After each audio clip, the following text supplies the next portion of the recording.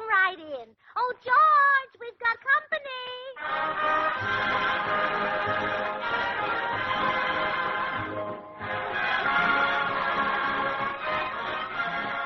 Well, it's Tuesday night again. Time for another pleasant visit with George Burns and Gracie Allen, Jimmy Cash, Paul Whiteman, and his music. And now meet the people who live in the Burns house, George and Gracie.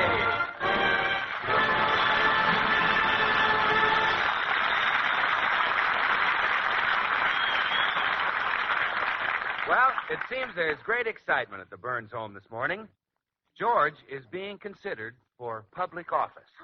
George, it's so thrilling. I just can't believe it. You, my own husband, a member of the school board of Beverly Hills. Oh, well, really, Gracie, it's nothing, honestly. Oh, but it is. It's marvelous. The school board will take only brilliant, outstanding men. I know, but it was just luck they picked me.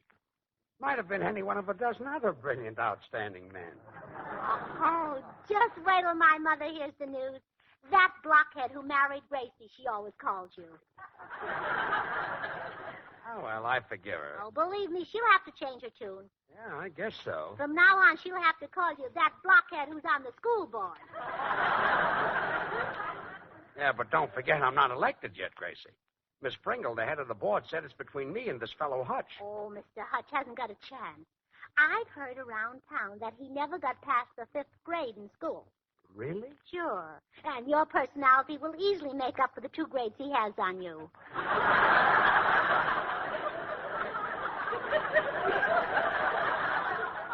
Well, I hope so. I wouldn't mind being a member of that board. Oh, well, that'll only be the start. Who knows where you may go from there? The governor's chair, maybe. Oh, Gracie, don't be silly. The odds were 6-5 against it. Oh, but how wonderful if you did get to be the governor. I've always wanted to be a governess. We'd live in a mansion, wouldn't we? Oh, sure. And from the governor's mansion, who knows? You might even... What? Well, it just wouldn't surprise me if the next time there's a meeting in Washington, it'll be Winston and George. Oh, no. That's impossible. I think. Well, anyway... Oh, I'll answer it, dear. You sit here and rest your presidential timber. Good morning, Mrs. Burns. Oh, good morning, Mr. Postman. How are you this morning? Magnificent, Mrs. Burns. Simply magnificent. I had a great big heaping dish of Popsy Wopsies for breakfast. It gave me so much energy, I'm about to burst. Well, I hope you don't. I just swept up the porch.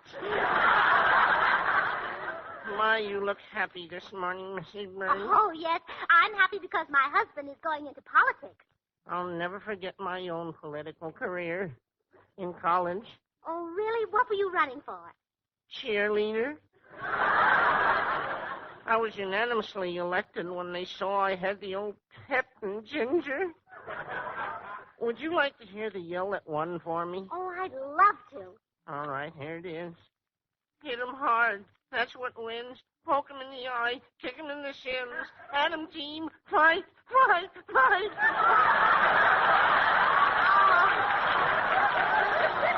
Oh, Mr. Postman, that just must have inspired the team. Oh, yes. When the boys heard me do that, they just felt like going out and dying. Oh, I'll bet they did. Yes, indeed. Oh, my goodness, I got so carried away with my collegiate memories, I almost forgot. Here's a letter for your husband. Thank you. Oh, it's from the school board. He'll be anxious to get this. Well, I'll be going. Goodbye, Mr. Postman. Goodbye, Mrs. Burns. Remember, keep smiling.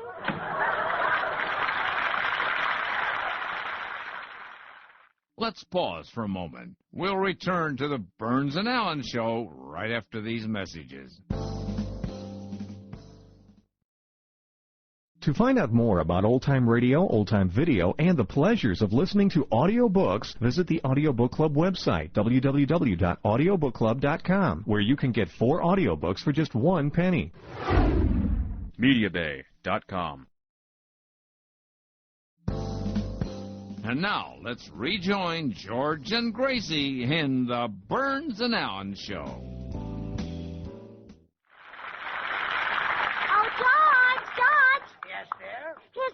for you. Shall I open it? Gracie, you should never open my mail. Why not? Why not? Because it might cause trouble. Suppose you opened a letter and it was from a girl who said that she was madly in love with me. Oh. Okay. All right. Don't get hysterical. Stop it. Oh, you have such a wonderful sense of humor, George. Yes. Okay, you can open the letter. Oh, George, it's from Miss Pringle, the school board president. She's going to call on us this afternoon. I might have known. That snoopy old maid wants to check up on me. I wonder what I should talk about. We'll talk about children. Say to her, I'm just crazy about children, Miss Pringle. How many have you got? But, Gracie, I said she was an old maid. Oh, don't mention that. It might hurt her feelings. Now, I wouldn't want to insult her. Oh, I know. Miss Pringle is kind of intellectual. Oh, why don't you talk about books? Gee, I haven't read much recently. I know, and it's a shame. You used to be a great reader. Well, on our honeymoon, I could hardly tear you away from a book. That's not true, Gracie. Yes, it is. Every night you pick up a book as soon as Mother and I started to play checkers. That was some honeymoon. Believe me, our next honeymoon will be for two. Well, all right. But Mother and I will sure miss you. Yeah. Hiya, people. Oh, hello, Bill. Oh, guess what, Bill? George is going into politics. Really? Sure. He'll be going around the neighborhood kissing all the babies and passing out his cigars to all the men. Well, gee, the women will be the only happy ones left, huh? Very, very funny, Bill. Look, I'm only being considered for a place on the school board. Oh, so that's it. Well, listen, George, if you get on the school board, promise me that you'll do something about those idiotic readers they make my kid brother study. What do you mean? I see the dog. The dog is Rover. Rover is a good dog. Now, isn't that ridiculous? Well, what should they give kids to read? Something like this. I see the soap. The soap is Swan. Swan is a good soap. Now, that makes sense. Yeah, that's better. Yeah. Well, sure, Swan is not only a good soap, it's terrific. In fact, Swan is a great wartime buy because it's actually 4 soaps in one. The soap for your hands and face, the soap for bathing the baby, for the dishes, and for your light laundry. 4 swell soaps in one. Bill, if I get on the school board, I'm not going to change the readers, even if your kid brother fails. Oh, well, he won't fail. You see, I'm going out with his teacher. I hold her hand. She gives Johnny a passing grade of 75. Put my arm around her. She gives Johnny an 80. Yesterday, the kid came home with 100.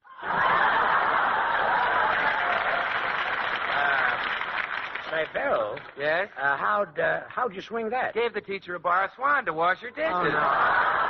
Listen, you can't beat Swan for washing dishes, and it's perfect for laundering your finer things, too. Because Swan not only gives you loads and loads of suds, but it's so mild it always helps keep your hands soft and lovely. Oh, Bill, won't it be wonderful when George goes onward and upward in politics and finally gets to be president? Oh, you got it all planned out. Oh, sure. I can just picture our home life. George will be in the living room of the White House passing laws, and I'll be in the kitchen dipping chocolates. You'll be dipping chocolate? Yes, sir. It was a nice sideline for Martha Washington, so why shouldn't I do it, too?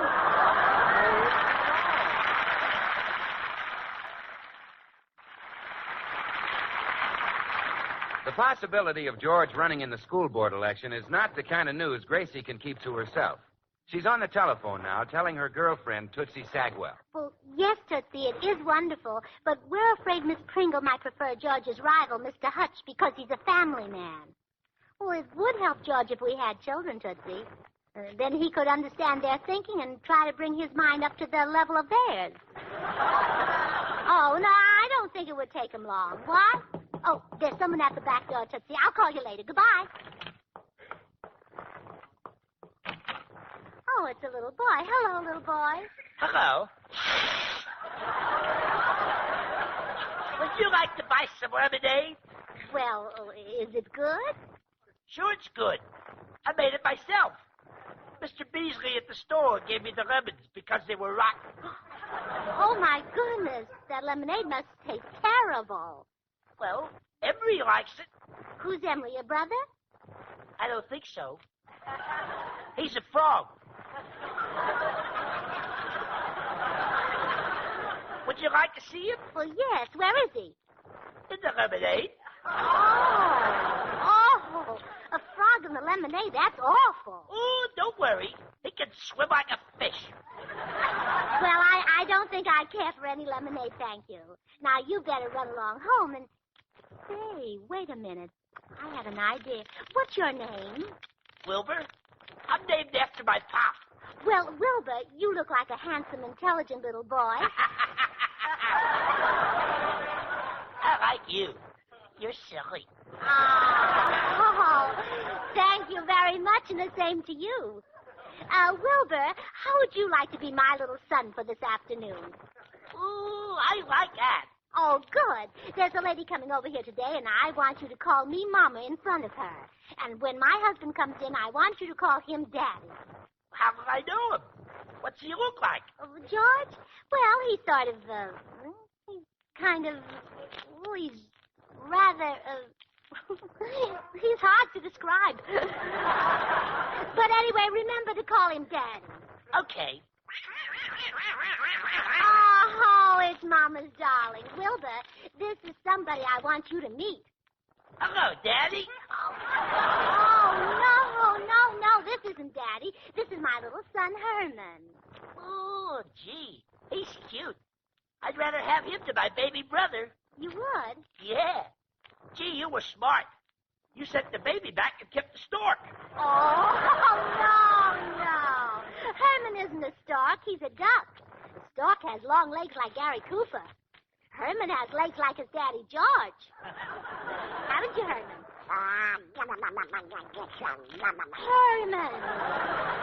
Herman, there's a child present. And I want you to be very nice to Wilbur because he's going to be Mama's new little son. What? I said this is Mama's new little son. Oh, Herman Burns, you're jealous, aren't you? Oh, you are too. But if you'll stop crying, Mama will do something nice for you. Yes, really. She'll let you go out in her rose garden and dig some of those nice big worms. Oh. But Herman, don't forget to give half of them to Wilbur. Oh, Herman, shame on you. Gee, little ducky, I like you. Let's be pals.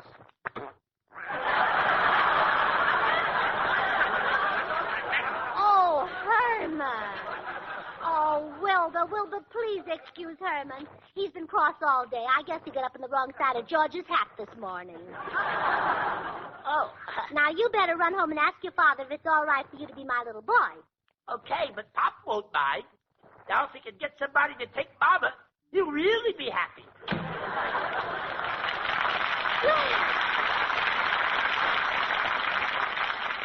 I took care of that. I'll bet no other wife in the world fixes things for her husband like I fix them for George. Oh, Gracie, I thought I'd wear a dark suit to impress Miss Pringle. Does it look all right? Oh, lovely. And, George, I know something else that's going to impress Miss Pringle. What? You're going to be a father. A father? Uh-huh. Surprise. Surprised. Gracie, are you sure? Well, it's practically certain. Oh, when do you expect it? This afternoon. This afternoon? Uh-huh. But why didn't you tell me sooner? Well, it just occurred to me 5 minutes ago. Well, gee, it's awfully sudden, but I'm tickled to death. Imagine having a child. Oh, I thought you'd be pleased. And to think we wouldn't have had the little fellow if it hadn't been for lemonade.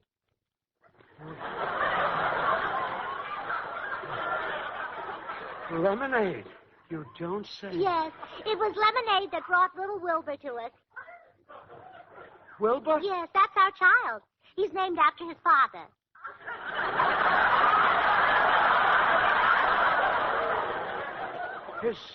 His father? Yes.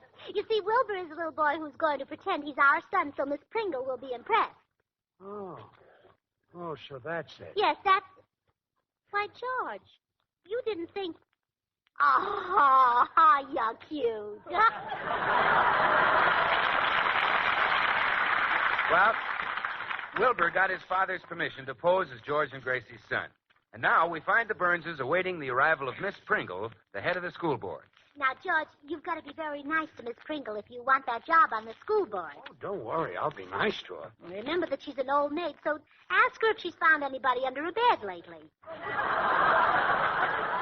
Yes, I'll be sure to do that. Yeah, and tell her how well you know children. Explain that you know much more about a child than the average person because your own mother had one.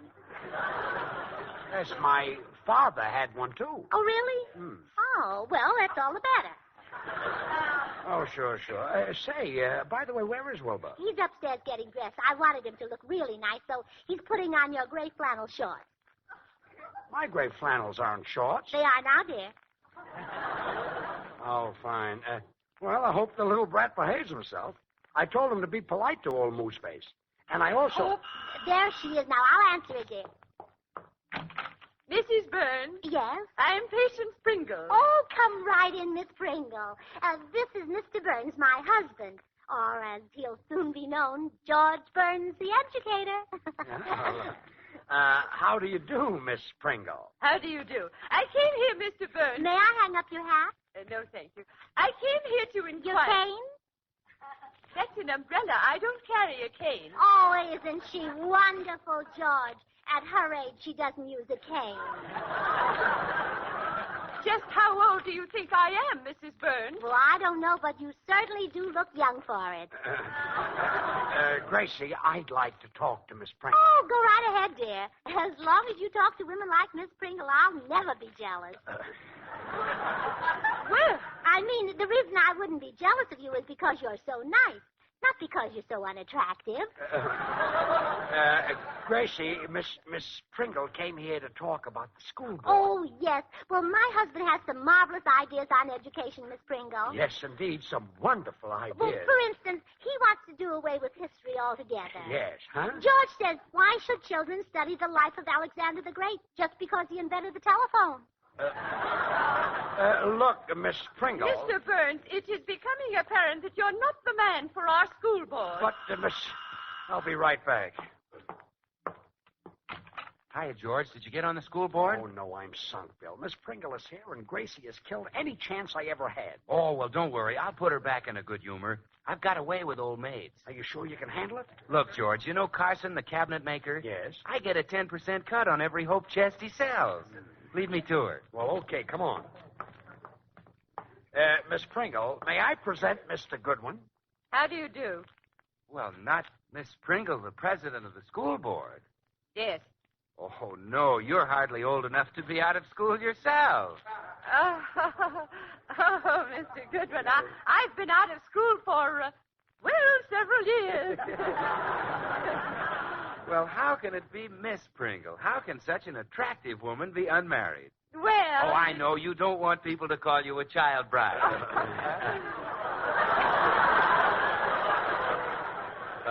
Nice going, Bill. Miss Pringle, I wonder if you'd allow me the pleasure of taking you out sometime. We might hit a few of the night spots, huh? Well, it might be arranged. Oh, well. Tell me, Miss Pringle, do you like bubble water? Well, perhaps a little. Oh, great. We'll drop a bar swan in our finger bowl. Swan? Yes, that's Swan, the new white floating soap that's 4 swell soaps in one. It's a soap for dishes, for light laundry, a baby soap, and a toilet soap. How about it, Miss Pringle? Shall we fill our pockets with Swan and make a night of it? Well, I don't know, Mr. Goodwin. People might say I was robbing the cradle. Oh, no, Pringy. You wouldn't be robbing the cradle. No, there'd be plenty of Swan left for bathing the babies. And, say, did you know that Swan is purer than finest Castiles? And Swan's extra mildness is just what the doctor ordered for baby's bath. Because it is extra mild, it's not only great for baby, it's great for anybody's complexion. And remember, you can break Swan in two. Bill, what about me? Well, you can too, George. Even a weakling can break Swan in two. Use one half for dishes and light laundry and the other half for your tub or shower, or for bathing the baby. Bill, I thought you were going to put in a good word for me. Oh, I am, George. Miss Pringle, I understand you're looking for a man to be on the school board. That's right. Well, I know just the man. He's brilliant and charming. Thanks, Bill. He's had a wonderful education. Thanks. And he's an outstanding leader in the community. Really? Well, who is he? Me. But unfortunately, I can't accept the job, so why not take George? Thanks, chum. Oh, you're welcome, pal. Call on me anytime. Goodbye. Goodbye. Well, Mr. Burns, if that charming Mr. Goodwin says you're the man for our school board, the matter's closed. I will see that you're appointed immediately. Well, thanks very much, Miss Pringle. Oh, isn't that marvelous, George? Miss Pringle, you couldn't have made a wiser choice than my husband. And just so you'll be sure of it, I want you to meet our son. George, call Wilbur. Look, Gracie, the whole thing is settled. Don't you think Oh, Wilbur! Yes, Mama? Miss Pringle, this is Wilbur. How do you do, Sonny? I'm very pleased to make your acquaintance, Miss Pringle. Well, what a polite little boy. Sure. Ain't you the old moose face my daddy told me to be polite to? Mooseface. Oh, Wilbur, shame on you. A moose has horns growing out of its head. Now, do you see the difference? Miss Pringle, let me explain. I have never been so insulted in my entire life. Oh, now, Miss Pringle, I'm sure you have. I am leaving here this instant. But look, Miss Pringle. I will recommend Mr. Hutch for the school board. And as for you, Mr. Burns, I hope the next board you sit on gives you a splinter. Good day.